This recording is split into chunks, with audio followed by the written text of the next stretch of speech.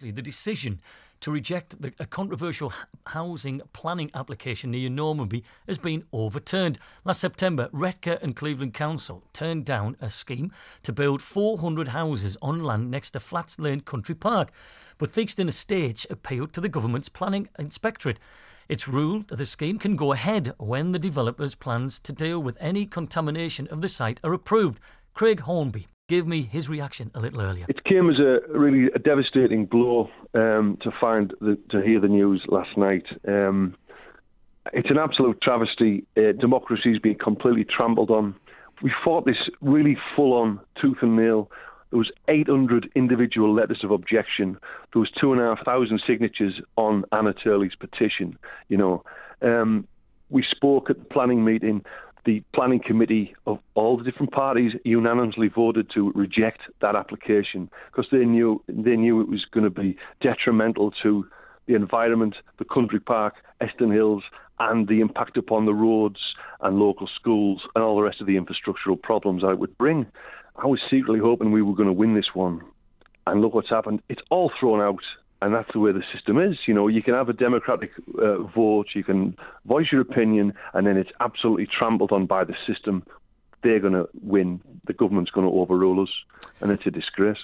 As the news was announced late yesterday afternoon, I was actually driving along Flats Lane, heading south towards the Gisborough Road, and I came to the T-junction, which is one of the most dangerous junctions in our area, right?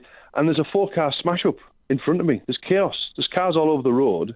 To add another 400 houses, that's another 800 cars on that road. It's just madness, and now it's going to get the green light. Do you think more infrastructure will be definitely needed there then? Well, the thing is, when the developer was asked about the impact upon the roads, the developer said going down towards Normanby Top from Flats Lane, we're looking at road widening. Well, that would mean like losing the footpath, the side of the pavement would have to go, and possibly people's front gardens have to go. It just wasn't viable at all. And when he was asked about south from the development, sort of up Flats Lane, across the top, and then down towards Gisborough Road, they hadn't looked at it at all because nothing. It's a windy country lane. It's not a wide dual carriageway, and to turn that into a major road going over the top of the hill would make the whole thing, commercially unviable. Now, the thing is, we do know that in this country we are chronically lacking in housing. These could be welcome houses for our part of the world.